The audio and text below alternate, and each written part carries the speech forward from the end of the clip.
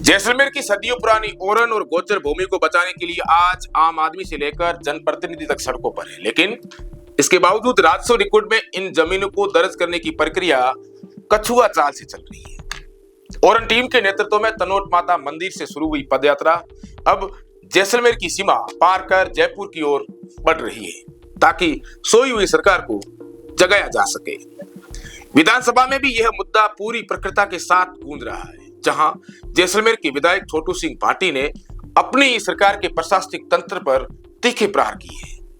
विधायक भाटी ने विधानसभा में बेबाकी से आरोप लगाया कि ऊपर से आए भारी दबाव के चलते जैसलमेर के प्रशासनिक अधिकारियों ने नियम कायदों को ताक पर रखकर कीमती सरकारी जमीनों का आवंटन सोलर कंपनियों को कर दिया है।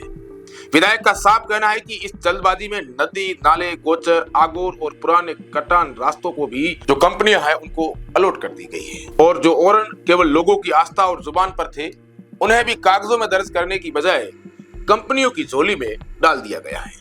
हालांकि स्थानीय विधायक के प्रयासों से पूर्व में 17,000 से अधिक जो बीघा जमीन है वो ओरन के रूप में राजस्व रिकॉर्ड में दर्ज हुई थी, लेकिन ताजा प्रशासनिक आदेश इस संरक्षण की मुहिम पर पानी फेरते हुए नजर आ रही है। एक तरफ जहां ओरन बचाने को लेकर लोग पैदल यात्रा राजधानी की ओर कूच कर रहे हैं, हजारों की संख्या में बुजुर्ग और युवा, कई सारे जो लोग हैं वो पैदल यात्रा कर रहे हैं, वहीं दूसरी ओर जिला कलेक्टर कार्यालय जैसलमेर द्वारा जारी एक आदेश संख्या 431 एक अलग ही कहानी बयां कर रहा है। 27 जनवरी 2026 को जारी इस आदेश के माध्यम से राजस्थान राज्य विद्युत उत्पादन निगम लिमिटेड यानी र्यूनिल को रामगढ़ तहसील के सेहुआ और राघवा गांव में 2700 मेगावाट के सोलर पार्क के लिए 5113.99 हेक्टेयर भूमि आवंटित कर दी गई है।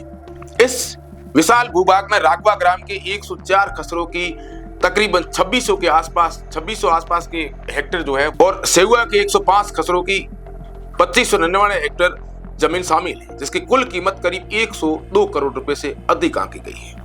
प्रशासन ने राजस्थान भू राजस्व नियम 2007 के तहत इस जमीन को 30 साल की लीज पर सौंप दिया, जिसमें प्रतिवर्ष किराए के 10% की बढ़ोतरी का भी प्रावधान है। यह आवंटन ऐसे समय में हुआ है जब ओरन टीम लगातार सरकार से मांग कर रही है कि इन पारंपरिक चारागाहों और आस्था के केंद्रों को प्राथमिकता के आधार पर राजस्व रिकॉर्ड में दर्ज किया जाए, ताकि इनका अस्तित्व बचा रहे। जनता के बीच इस बात को लेकर भारी आक्रोश है। यदि विधायक सदन में प्रशासनिक दबाव और जमीनों को खुर्द-बुर्द करने की बात कह रहे हैं, तो फिर शासन स्तर पर सुधार क्यों नहीं हो रहा है? पदयात्रियों का कहना है कि प्रशासन एक तरफ सोलर कंपनियों के प्रस्ताव पर महीनों के भीतर मुहर लगाकर हजारों हेक्टेयर जमीन सौंप रहा है, वहीं ओरन को दर्ज करने की फाइलें वर्षों से धूल फांक रही है। बार बार ओरन प्रेमी धरना दे रहे हैं, लेकिन सुनवाई नहीं हो रही है। जैसलमेर की इस मरुद्रा पर अब यह संघर्ष सीधा हो गया है, जहां एक ओर करोड़ों की कीमत वाली सोलर परियोजनाओं का प्रशासनिक मोह है और दूसरी ओर अपनी संस्कृति और पारिस्थितिक तंत्र को बचाने के लिए पैदल चल रही ओरन टीम की जिद है।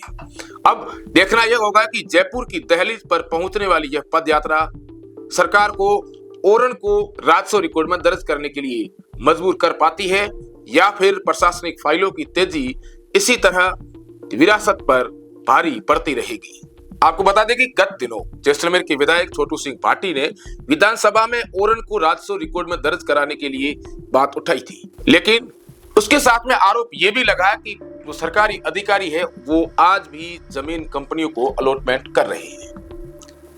उम्मीद करते हैं राज्य की सरकार से, क्योंकि जिस तरीके से ओरन टीम तनोट राय से पैदल जा रही है जयपुर के लिए, तो अब उसमें विकलांग जो लोग हैं वो भी उसमें शामिल हैं। कई सारे बुजुर्ग लोग जो है वो भी उस यात्रा के अंदर शामिल हैं। अब देखने वाली बात ये होगी कि सरकार इस ओरन टीम और जैसलमेर के लोगों की आवाज को सुनती है या फिर इस आवाज को कंपनियों के हवाले करती है। ये आने वाला समय ही बताएगा। ऐसी खबरों को देखने के लिए आप हमेशा द बवाल के साथ जुड़े रहें। धन्यवाद।